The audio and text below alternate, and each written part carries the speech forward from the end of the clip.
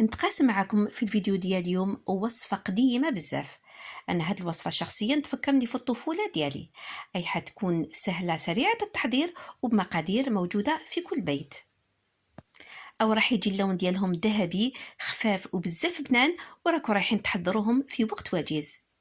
أما راح يجوا طريين معطرين بلا فاني. ابقوا معي حتى الأخير باش تكتشفوا المقادير وطريقة التحضير وسر اكتساب اللون الذهبي بعد الفاصل.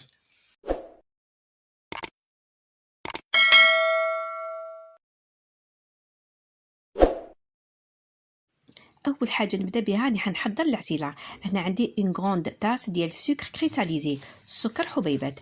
حجم الكاس هذا اللي استعملته هو حوالي 250 غرام. نحط السكر دون اون كاسرول ونبدا نحرك غير بالعقل حتى يكتسب اللون الذهبي. نضيف عليه كاس ونصف من الماء. نزيد اون ترونش تاع القارص او الليمون. غير تبدا تغلي هاد الشربات نحسب ربع ساعه 15 دقيقه ونطفي على النار. بعد مرور 15 دقيقه هذا هو القوام اللي حنتحصل عليه. عسيله ما تكون خفيفه بزاف ما تكون ثقيله، واللون ديالها راح يكون ذهبي وشباب. نبداو الان في تحضير العجينه، وكما راكم تشوفوا المقادير راهي جد بسيطه. هنا عندي كاس مملوء من البيض. حجم الكاس اللي استعملته هو حوالي 120 ملل. كاس غير مملوء من السكر. ردوا بالكم تكثروا السكر لاننا الا كثرنا او راح يتحمروا معنا الكعكات بزاف في المقلاة وما يكونش عندهم لون ذهبي. نعطروا هاد الكعكات بلا فاني. الناس اللي يحبوا غو سيترون يقدروا يزيدوا مبشور ليمونه. على يد دنفوي نخلط البيض مع السكر حتى نحسوا هذاك السكر داب.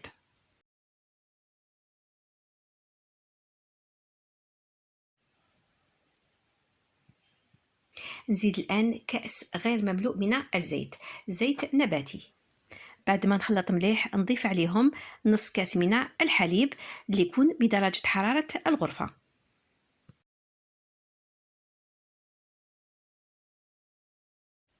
نزيد كيس من خميرة الحلويات. وزن الكيس هو 11 غرام. اذا كانت الخميره تاع الحلوى ديالكم ماشي من النوعيه المليحه ولا ما طلعش مليح الكاطو، ما عليكم غير ديروا كيسين. هنا عندي فرينه اي حتكون حسب الحاجه اللي ضفت عليها قرصه من الملح. نبدا نزيد في لافارين او الطحين الابيض تدريجيا ونخلط بمساعده اداه خشبيه. في البدايه هكذا نحافظ على نظافه يديا.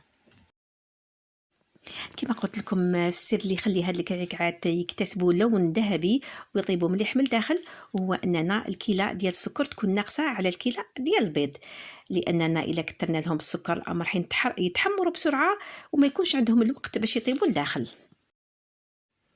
وكي نحسوا بلي هاد لاباط بدات تتلم معنا في هاد المرحله راح نستعملوا يدينا. هنايا مازالها شويه طريه، دوك نزيد لها غير شويه ديال الطحين الابيض ولاباط تاعنا تكون واجده.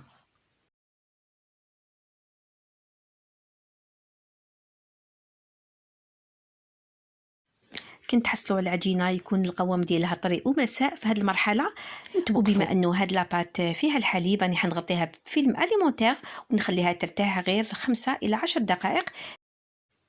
وباش نسهل الخدمه عليا راني حنستعمل هذا الطابع ديال لي صابلي. انا خيرت غروند فورما وانتم خيروا واش حبيتوا. ومن الاحسن لاباط ما نحلوهاش كامل على ضربه. انا قسمتها الى جزئين، وانتم لا استعملتوا كميه كبيره تقدروا تقسموها الى 3 أو 4 اجزاء. هنا في طاولة عمل درت لها غير شوية ديال الزيت. راني حنبدا نحل الجزء الأول. تقدروا تاني ترشوا طاولة العمل ديالكم غير بشوية تاع الفرينة. وهنا من الضروري السمك ديال لاباط ديالكم يكون خشين. كما على بالكم هادو ماشي صابلين، انا حليتهم بسمك قل شوية 1 سنتيمتر. واكيد ماشي لازم تستعملوا هذا الطابع تاع الصابلي، تقدروا تستعملوا كاس مع بوشون باش تشكلوا هاد الكعكات. نحي مباشرة هاد الزوائد ونحطهم دون ان ساك. نخلي هاد العجينة ترتاح شوية قبل ما نعاود نخدمها.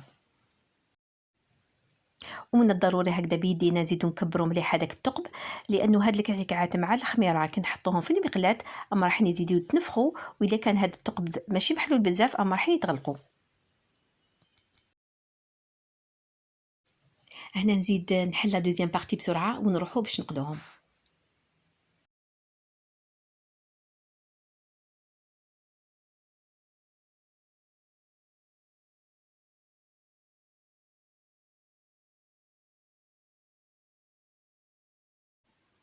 نلم كامل هاد لي شوت مع بعضهم ونخليهم في ان ساك، نعطي لهم الوقت باش يرتاحوا قبل ما نعاود نخدم هاد لاباط ونحلها.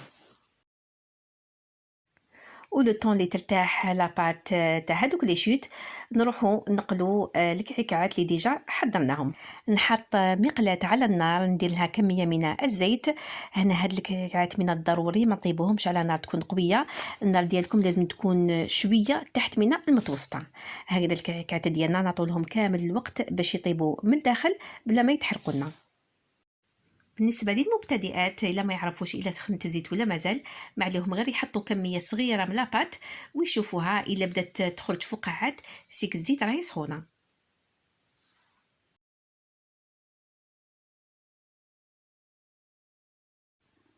وكي تشوفوا الكعكات تبداو يتحمروا بالتحت بمساعده الفرشات، نقلبوهم باش يزيدوا يطيبوا من الجانب الاخر.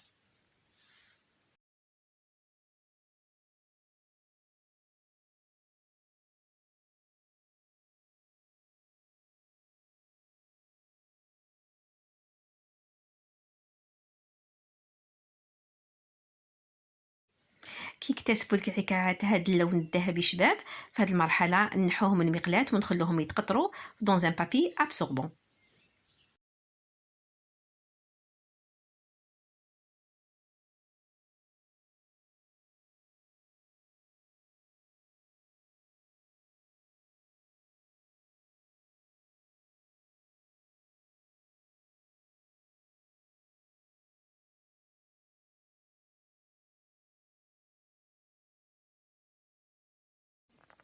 وهنا كما راكم تشوفوا كي لحقت المقلاة الثالثه بداو يتشكلوا لي هاد الفقاعات.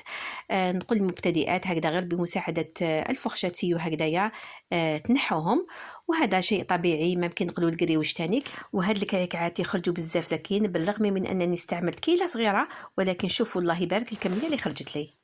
الكعكات ديالي خليتهم بردوا كومبليتوم، بما انهم بردوا الان راني حنسخن العسل ديالي هذاك فضلت نصفيه باش نحيلو كامل هذوك بقايا تاع لا طرونش تاع السيترون اللي درتها فيه. والعسل ديالكم ماشي شرط تسخنوه بزاف كيما انايا، تقدروا تدفيوه برك.